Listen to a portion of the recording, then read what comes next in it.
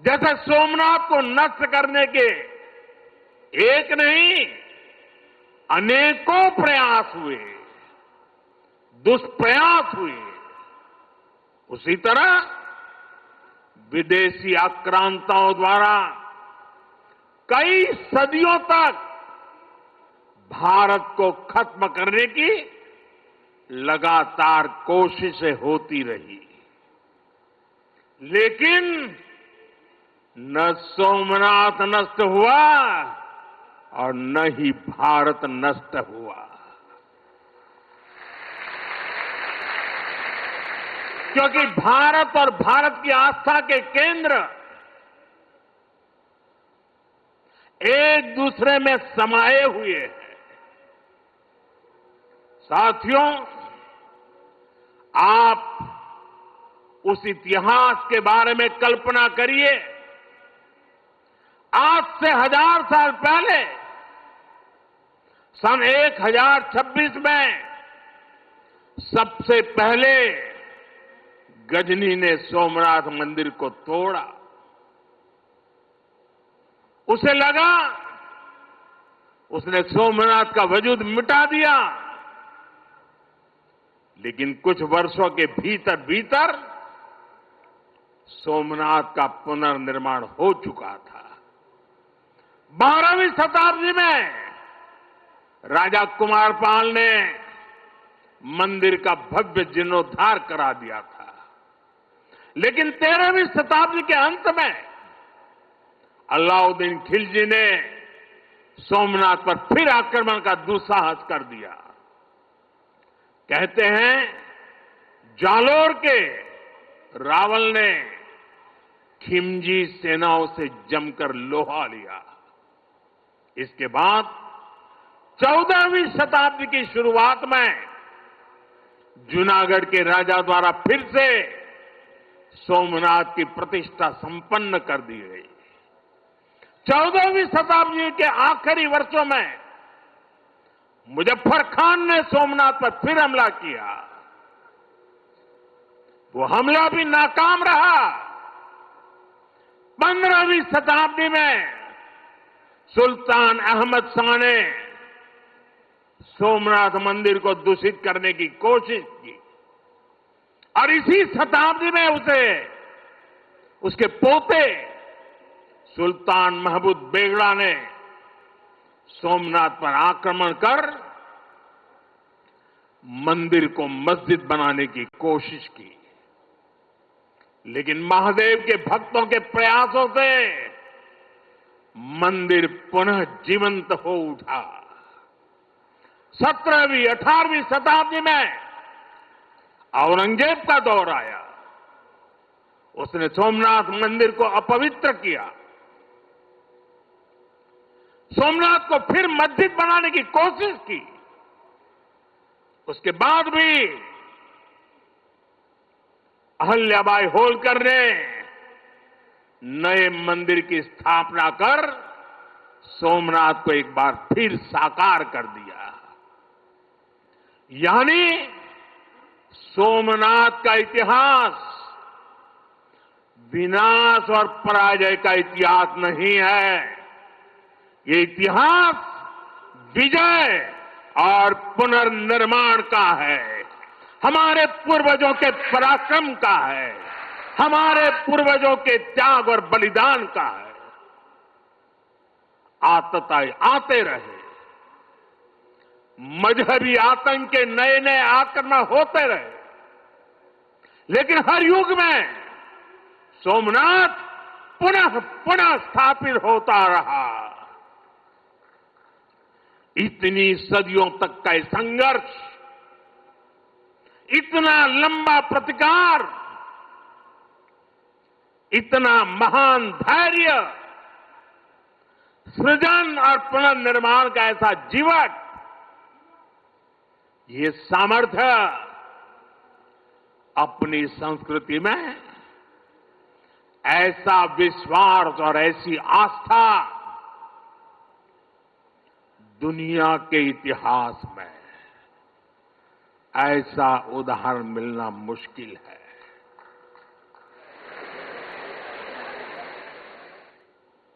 जरा મને જવાબ આપજો પહેલા. આપણે આપણા પૂર્વજોના પરાક્રમનું પુણ્ય સ્મરણ કરવું જોઈએ કે ના કરવું જોઈએ? આપણા પૂર્વજોએ કરેલા પરાક્રમમાંથી પ્રેરણા લેવી જોઈએ કે નહીં લેવી જોઈએ? એવો કોઈ દીકરો હોય, એવા કોઈ સંતાન હોય કે જે પોતાના પૂર્વજોને ભૂલવા માટેના નાટક કરે? भाइयों बहनों, जब गजनी से लेकर औरंगजेब तक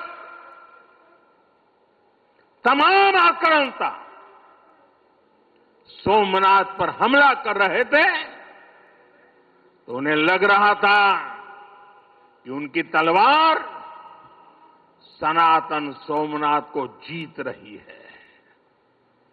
वो मजहबी कट्टरपंथी ये नहीं समझ पाए कि जिस सोमनाथ को वो नष्ट करना चाहते हैं उनके नाम में ही सोम अर्थात अमृत जुड़ा हुआ है.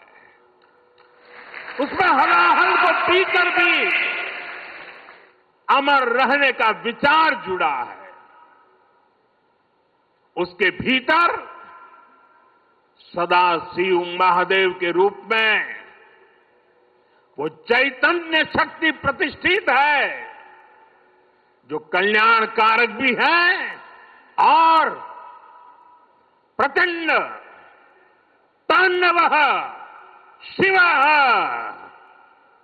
ये शक्ति का स्रोत भी है. भाइयों बहनों, सोमनाथ में विराजमान महादेव, उनका एक नाम मृत्युंजय भी है. मृत्युंजय जिसने मृत्यु को जीत लिया हो, जो स्वयं काल स्वरूप है.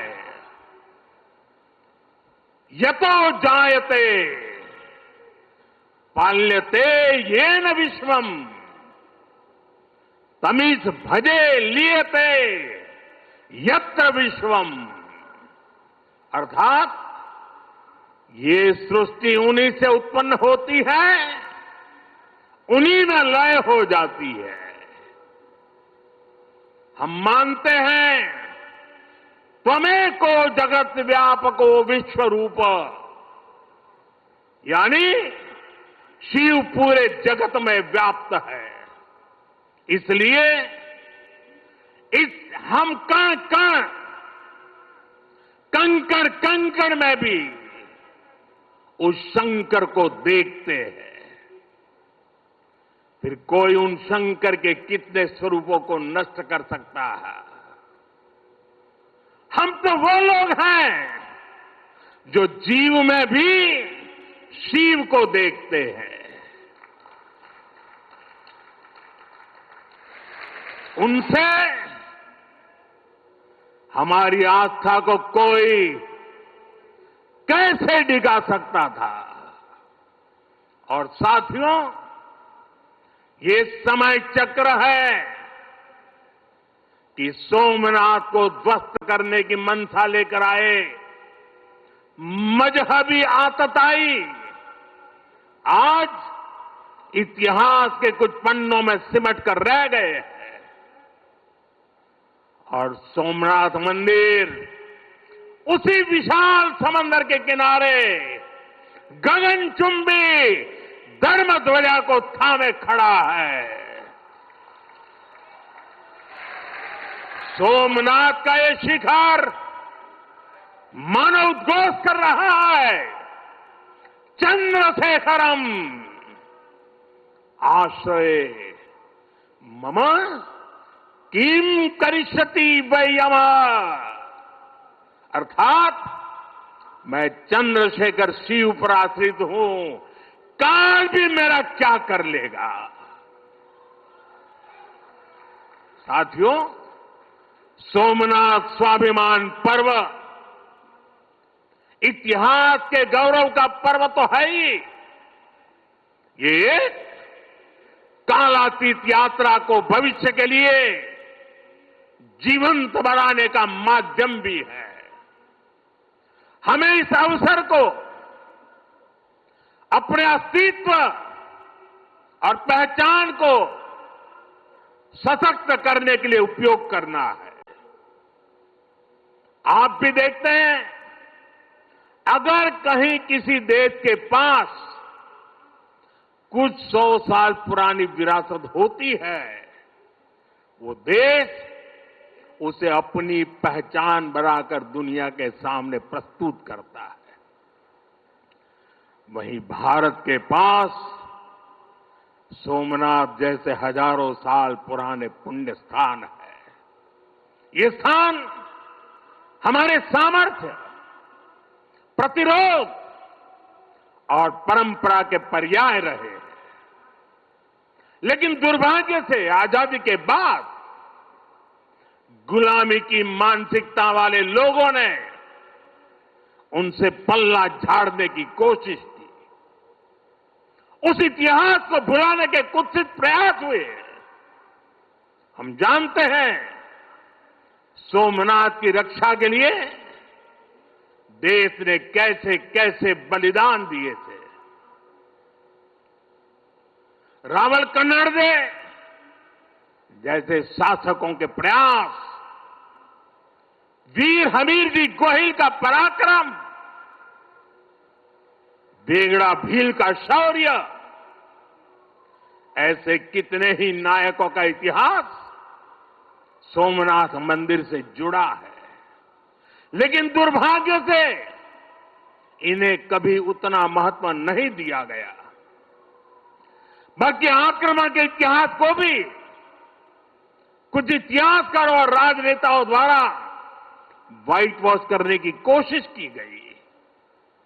मजहबी उन्माद की मानसिकता को केवल साधारण लूट बताकर ढंकने के लिए किताबें लिखी गई। सोमनाथ मंदिर एक बार नहीं, बार बार तोड़ा गया। अगर सोमनाथ पर आक्रमण केवल आर्थिक लूट के लिए हुए होते तो 1000 साल पूर्व पहली बड़ी लूट के बाद रुक गए होते। लेकिन ऐसा नहीं हुआ। सोमनाथ के पवित्र विग्रह को तोड़ा गया। बार बार मंदिर का स्वरूप बदलने की कोशिश हुई और हमें पढ़ाया गया कि सोमनाथ को लूट के लिए तोड़ा गया था। नफरत, अत्याचार और आतंक का असली क्रूर इतिहास हमसे छिपाया गया। साथियों, हमने धर्म के प्रति ईमानदार कोई भी व्यक्ति ऐसी कट्टरपंथी सोच का समर्थन नहीं करेगा। लेकिन तुष्टीकरण के ठेकेदारों ने हमेशा इस कट्टरपंथी सोच के आगे घुटने टेके। जब भारत गुलामी की बेड़ियों से मुक्त हुआ, जब सरदार वल्लभ भाई पटेल ने सोमनाथ के पुनर्निर्माण की शपथ ली, तो उन्हें भी रोकने की कोशिश की गई। 1951 में तत्कालीन राष्ट्रपति डॉक्टर राजेंद्र प्रसाद के यहां आने पर भी आपत्ति जताई गई। उस समय सौराष्ट्र के सर्वाधिक मशहूर हमारे जाम साहब महाराजा दिग्विजय सिंह जी आगे आए थे। भूमि अधिग्रहण से लेकर सुरक्षा व्यवस्था तक उन्होंने राष्ट्रीय गौरव को सबसे ऊपर रखा था। उस दौर में सोमनाथ मंदिर के लिए जाम साहब ने 1 लाख रुपए का दान दिया और उन्होंने ट्रस्ट के प्रथम अध्यक्ष के रूप में बड़ी जिम्मेदारी निभाई। भाइयों बहनों, दुर्भाग्य से आज भी हमारे देश में वो ताकतें मौजूद है, पूरी तरह सक्रिय हैं, जिन्होंने सोमनाथ पुनर्निर्माण का विरोध किया। आज तलवारों की जगह दूसरे कुत्सित तरीकों से भारत के खिलाफ षड्यंत्र हो रहे हैं और इसलिए हमें ज्यादा सावधान रहना है। हमें खुद को शक्तिशाली बनाना है। हमें एक रहना है, एकजुट रहना है। ऐसी हर ताकत को हराना है जो हमें बांटने की साजिशें रच रही है। साथियों, जब हम अपनी आस्था से जुड़े रहते हैं, अपनी जड़ों से जुड़े रहते हैं, पूरे स्वाभिमान के साथ अपनी विरासत का संरक्षण करते हैं, अपनी विरासत के प्रति सजग रहते हैं, तो हमारी सभ्यता की जड़ें भी मजबूत होती है। और इसलिए पिछले 1000 वर्षों की यात्रा हमें अगले 1000 वर्षों के लिए तैयार रहने की प्रेरणा देती है। साथियों, राम मंदिर प्राण प्रतिष्ठा के ऐतिहासिक अवसर पर मैंने भारत के लिए 1000 साल का विराट स्वप्न सामने रखा था। मैंने देव से देश के विजन के साथ आगे बढ़ने की बात कही थी। आज देश का सांस्कृतिक पुनर्जागरण करोड़ों देशवासियों में नया विश्वास भर रहा है। आज हर देशवासी के मन में विकसित भारत को लेकर एक भरोसा है।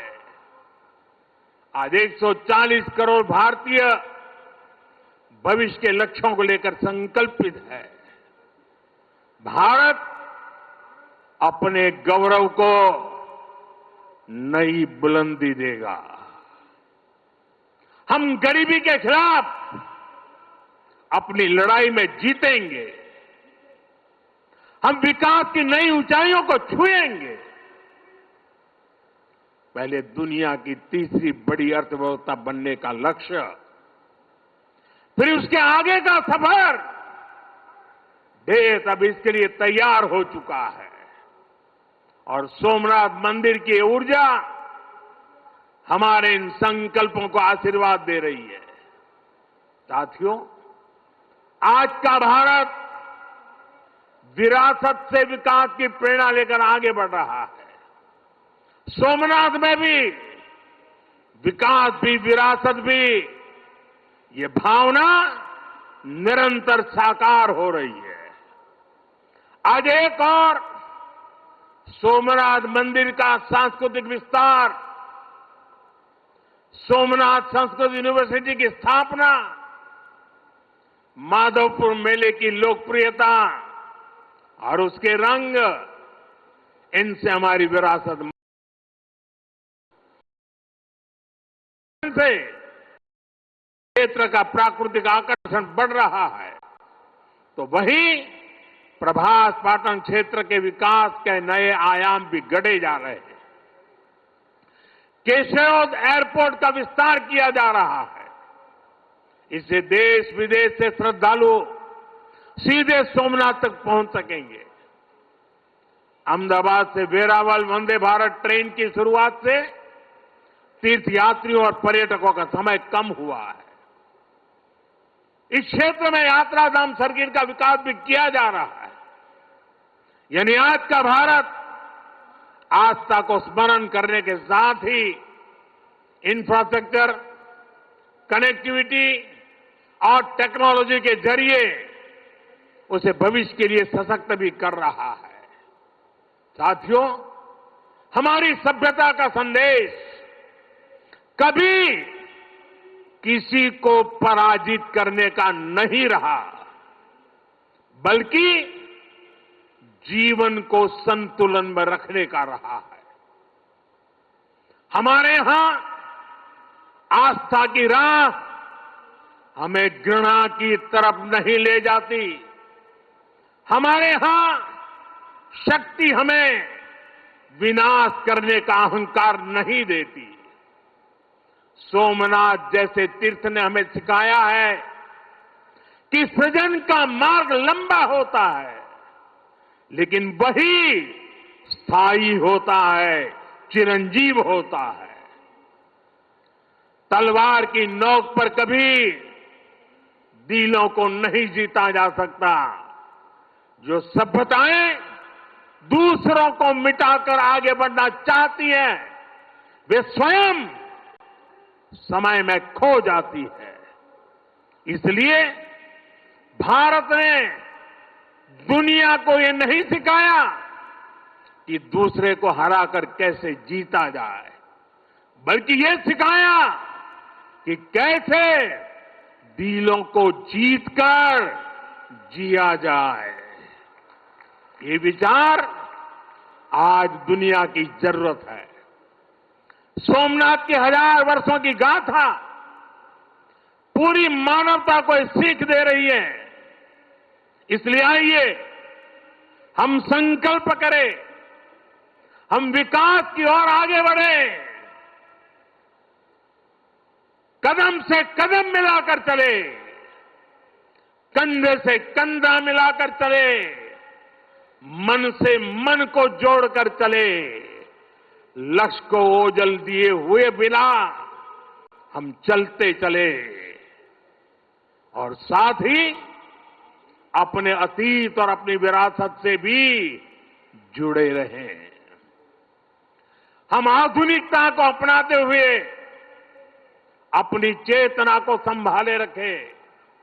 आइए सोमनाथ स्वाभिमान पर्व जैसे आयोजनों से प्रेरणा लेते हुए विकसित होने के मार्ग पर तेजी से चले।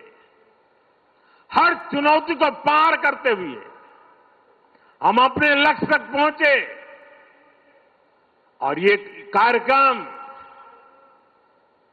आज तो शुरू हो रहा है। हमें 1000 साल का स्मरण देश के कोने कोने में करना है। दुनिया को हमारी विरासत का परिचय करवाना है।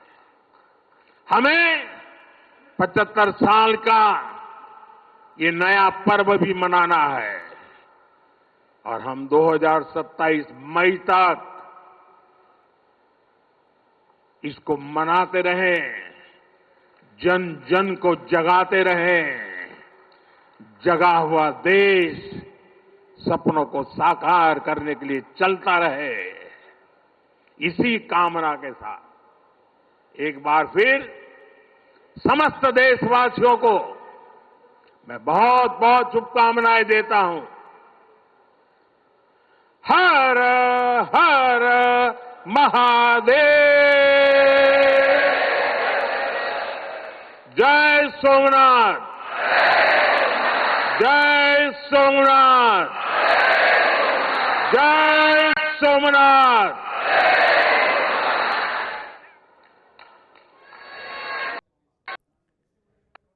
तो हर हर महादेव और जय सोमनाथ का उद्घोष इस वक्त नजर आ रहा है। सोमनाथ शौर्य यात्रा के बाद प्रधानमंत्री नरेंद्र मोदी का संबोधन आप सुन रहे थे। प्रधानमंत्री ने अपने संबोधन में कई अहम बातें कही हैं। गुलामी की मानसिकता वाले लोगों ने इतिहास को भुला दिया। आजादी के बाद भी सोमनाथ की उपेक्षा की गई, ये आरोप लगाया गया। इसके अलावा पुनर्निर्माण रोकने की शक्तियां अभी सक्रिय हैं। इस बात का जिक्र पीएम मोदी ने किया। सोमनाथ पुनर्निर्माण का विरोध करने वाले आज भी मौजूद हैं। नफरत, अत्याचार को छिपाया गया। गुलामी की मानसिकता वालों ने इतिहास को छिपाया। इस बात का जिक्र किया प्रधानमंत्री मोदी ने। सुनिए जरा। 72 घंटों तक अनवरत ओमकार का नाद, 72 घंटों का अनवरत मंत्रोच्चार। और मैंने देखा कल शाम को 1000 ड्रोन्स द्वारा वैदिक गुरुकुलों के 1000 विद्यार्थियों की उपस्थिति, सोमनाथ के 1000 वर्षों की गाथा का प्रदर्शन और आज 108 अश्वों के साथ मंदिर तक शौर्य यात्रा, मंत्रों और भजनों की अद्भुत प्रस्तुति, सब कुछ मंत्रमुग्ध कर देने वाला है।